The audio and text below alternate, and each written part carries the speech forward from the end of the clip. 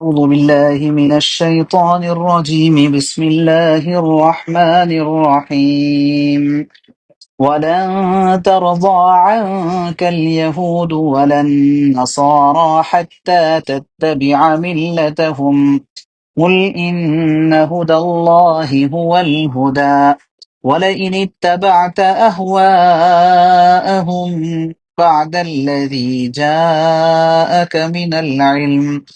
بعد الذي جاءك من العلم ما لك من الله من ولي ولا نصير. صدق اللہ العظیم۔ اور یہود و نصارہ تم سے اس وقت تک ہرگز راضی نہیں ہوں گے جب تک تم ان کے مذہب کی پیروی نہیں کرو گے۔ کہہ دو کہ حقیقی ہدایت تو اللہ ہی کی ہدایت ہے، اور تمہارے پاس وحی کے ذریعے جو علم آ گیا ہے، اگر کہیں تم نے اس کے بعد بھی ان لوگوں کی خواہشات کی پیروی کر لی تو تمہیں اللہ سے بچانے کے لیے نہ کوئی حمایتی ملے گا نہ کوئی مددگار۔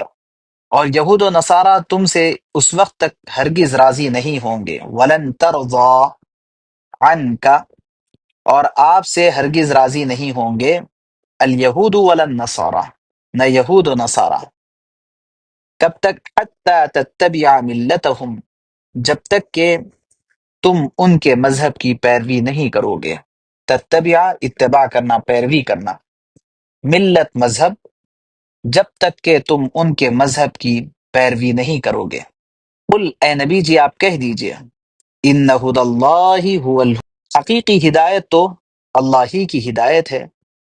وَلَئِنِ اتَّبَعْتَ أَهْوَاءَهُمْ، اور تمہارے پاس وحی کے ذریعے جو علم آ گیا ہے، اگر کہیں تم نے اس کے بعد بھی ان لوگوں کی خواہشات کی پیروی کی، وَلَئِنِ اتَّبَعْتَ أَهْوَاءَهُمْ، اور اگر آپ پیروی کریں، آپ اتباع کریں ان کے خواہشات کی، بعد الذی جاءک من العلم، علم کے آپ کے پاس آ جانے کے بعد، یعنی وحی کے ذریعے جو علم آپ کے پاس آیا ہے، وہ علم آپ کے پاس آ جانے کے بعد اگر آپ ان کے خواہشات کی اتباع کریں، ما لک من اللہ من ولی ولا نصیر، تو تمہیں اللہ سے بچانے کے لیے نہ کوئی حمایتی ملے گا نہ کوئی مددگار۔ ولی حمایتی، نصیر مددگار۔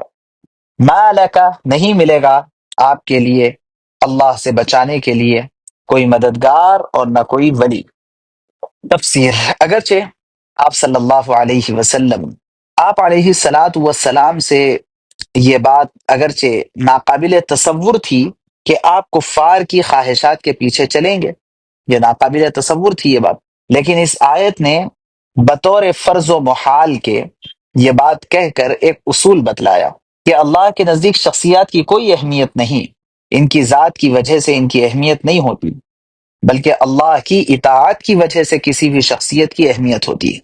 آپ صلی اللہ علیہ وسلم تمام مخلوقات میں سب سے افضل اسی بنا پر ہیں کہ اللہ کے سب سے زیادہ فرما بردار ہیں، اور اگر اللہ کے فرما بردار آپ نہ ہوتے تو آپ کی اتنی اہمیت بھی نہیں ہوتی۔ تو کسی کی ذات کی بنیاد پر شخصیت کی اہمیت نہیں بلکہ ان کی اطاعت کی بنیاد پر اہمیت ہوتی ہے۔